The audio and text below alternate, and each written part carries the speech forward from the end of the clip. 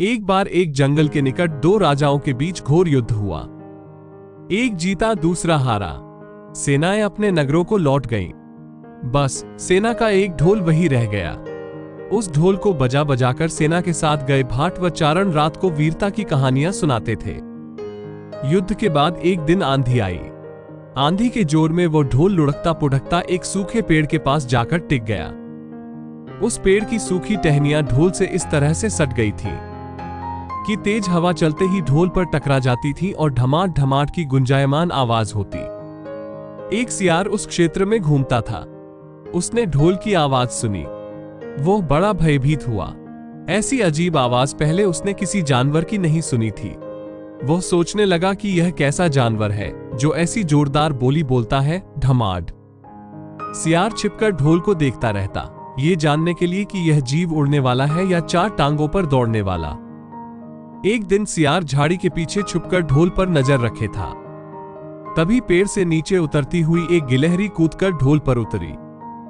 हल्की सी ढैम की आवाज भी हुई। गिलहरी ढोल पर बैठी दाना कुतरती रही। सियार बड़बड़ाया, ओह, तो यह कोई हिंसक जीव नहीं है, मुझे भी डरना नहीं चाहिए। सियार फूंक फूंक कर कदम रखता ढोल के निकट गया। उसे सूंघा। ढोल का उसे न कहीं सिर नजर आया और न पैर।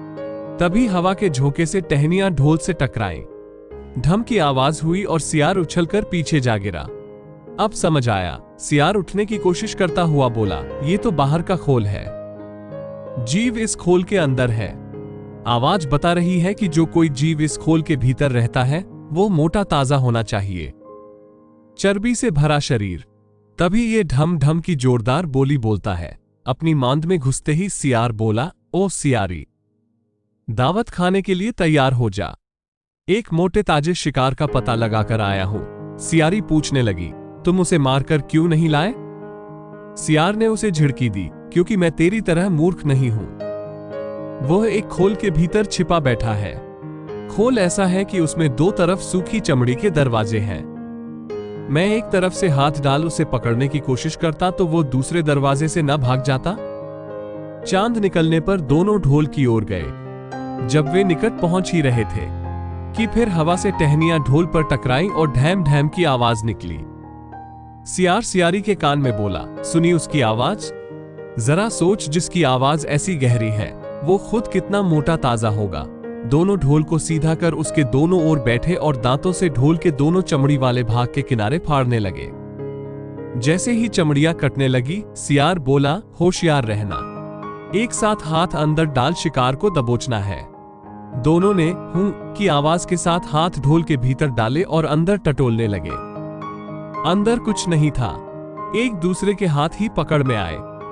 दोनों चिल्लाए, यहां तो कुछ नहीं है, और वे माथा पीट कर रह गए। सीख, बड़ी बड़ी शेखी मारने वाले लोग भी ढोल की तरह ही अंदर से खोखले होते हैं। ये कहानी सुनने के बाद पिंगलक ने कहा, भाई मैं क्या करूं? जब मेरा पूरा परिवार और सभी साथी भयभीत होकर भागने पर तुले हैं तो अकेला मैं ही कैसे धैर्य से रह सकता हूं? दमनक ने कहा, इसमें आपके सेवकों का क्या दोष है?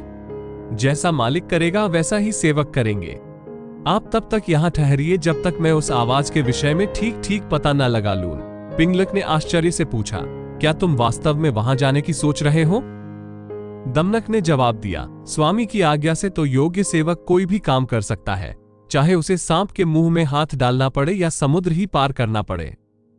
राजाओं को चाहिए कि ऐसे ही सेवक को सदा अपने निकट रखें।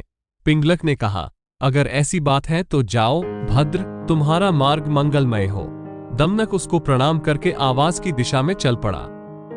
पिंगलक को पछतावा होने लगा कि मैंने बेकार ही दमनक की बातों में आकर उसे अपने मन का भेद बता दिया। उसका क्या विश्वास?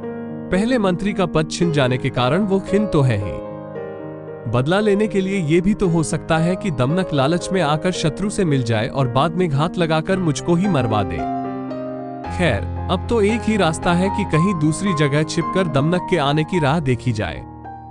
उधर दमनक खोजते खोजते संजीवक के पास पहुंचा तो उसकी खुशी का ठिकाना न रहा। जिसके डर से सिंह की जान निकल रही थी वो तो यह मामूली सा बैल है। दमनक इस स्थिति से लाभ उठाने की सोचने लगा, अब तो इस बैल से संधि या विग्रह कुछ भी करके पिंगलक को सहज ही अपने वश में किया जा सकता है। यही सोचता सोचता वो लौटकर पिंगलक के पास पहुंचा। पिंगलक उसे आते देख संभलकर बैठ गया। दमनक ने पिंगलक को प्रणाम किया। पिंगलक ने पूछा, तुमने उस भयंकर प्राणी को देखा क्या? दमनक ने कहा, आपकी कृपा से मैं उसे देख आया हूं। पिंगलक को आश्चर्य हुआ, सच? पिंगलक ने अपनी झेप मिटाने के लिए कहा, तो फिर उस बलवान जंतु ने तुम्हें छोड़ कैसे दिया? शायद उसने इसीलिए तुमको छोड़ दिया होगा कि बलशाली लोग अपने समान बल वाले से ही बैर या मित्रता करते हैं। कहां वो महाबली और कहां तुम जैसा तुच्छ विनम्र प्राणी। दमनक ने मन का क्षोभ छिपाकर कहा, ऐसा ही सही। वो सचमुच महान है, बलशाली है और मैं एकदम क्षुद्र दीन प्राणी हूं। तो भी यदि आप कहें तो मैं उसे भी लाकर आपकी सेवा में लगा सकता हूं। पिंगलक ने चकित होकर कहा, सच कहते हो? ऐसा संभव है। दमनक बोला, बुद्धि के लिए कुछ भी असंभव नहीं। तब पिंगलक ने कहा, अगर ऐसी बात है तो मैं आज से ही तुमको अपना मंत्री नियुक्त करता हूं। तुम्हें प्रजा पर दया और दंड के अधिकार देता हूं। पद और अधिकार पाकर प्रसन्न दमनक बड़ी शान से चलता हुआ संजीवक के पास पहुंचा और गुर्राकर बोला, ओरे दुष्ट बैल, इधर आ। मेरे स्वामी पिंगलक तुझे बुला रहे हैं। इस प्रकार निश्शंक होकर डकराने गरजने की तुझे हिम्मत कैसे हुई? संजीवक ने पूछा, ये पिंगलक कौन है भाई? दमनक ने जवाब दिया, अरे तू क्या वनराज सिंह पिंगलक को नहीं जानता? अभी तुझे पता चल जाएगा। वो देख, बरगद के पेड़ के नीचे अपने परिवार के साथ जो सिंह बैठा है वही हमारे स्वामी पिंगलक है। ये सुनकर संजीवक की कंपकंपी छूट गई। वो कातर स्वर में बोला, भाई तुम तो चतुर सुजान लगते हो। अपने स्वामी से मुझे माफ करवा दो तो मैं अभी तुम्हारे साथ चला चलता हूं। दमनक ने कहा, बात तो ठीक है तुम्हारी। अच्छा ठहरो, मैं अभी स्वामी से पूछ कर आता हूं। वो पिंगलक के पास जाकर बोला, स्वामी वो कोई मामूली जंतु नहीं है। वो तो भगवान शंकर का वाहन वृषभ है। मेरे पूछने पर उसने बताया कि भगवान शंकर के आदेश से वो नित्य यहाँ आकर यमुना तट पर हरी हरी घास चरता है और इस वन में घूमा करता है। पिंगलक भयभीत होकर बोला, ये सच ही होगा, क्योंकि भगवान की कृपा के बिना घास चरने वाला ये प्राणी सर्पों से भरे वन में इस तरह से डकराता हुआ निर्भय विचरण नहीं कर सकता। खैर, ये बता कि अब वो कहता क्या है? दमनक बोला, मैंने उससे कह दिया है कि यह वन भगवती दुर्गा के वाहन मेरे स्वामी पिंगलक सिंह के अधिकार में है, इसलिए उनके पास चलकर भाईचारे के साथ रहते हुए इस वन में सुख से रहो। मेरी बात सुनकर उसने आपसे मित्रता की याचना की है। पिंगलक बहुत खुश हुआ। वो प्रशंसा करते हुए बोला, मंत्रीव तुम धन्य हो। मैंने उसको अभयदान दिया, लेकिन तुम मुझे भी उससे अभयदान दिलाकर मेरे पास ले आओ। दमनक अपनी बुद्धि और भाग्य पर इतराता हुआ फिर संजीवक के पास पहुंचा। बोला, मित्र, मेरे स्वामी ने तुमको अभयदान दे दिया है। अब तुम निडर होकर मेरे साथ चलो, किंतु याद रहे कि राजा का साथ और कृपा पाने के बाद भी तुम हमसे उचित व्यवहार ही करना।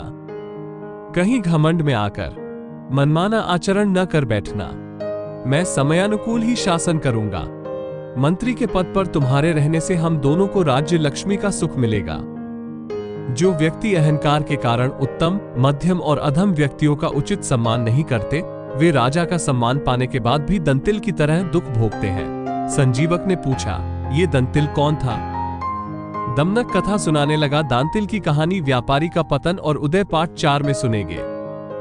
ऐसी और मजेदार कहानियों के लिए हमारे चैनल को सब्सक्राइब करके बेल बटन को दबाना ना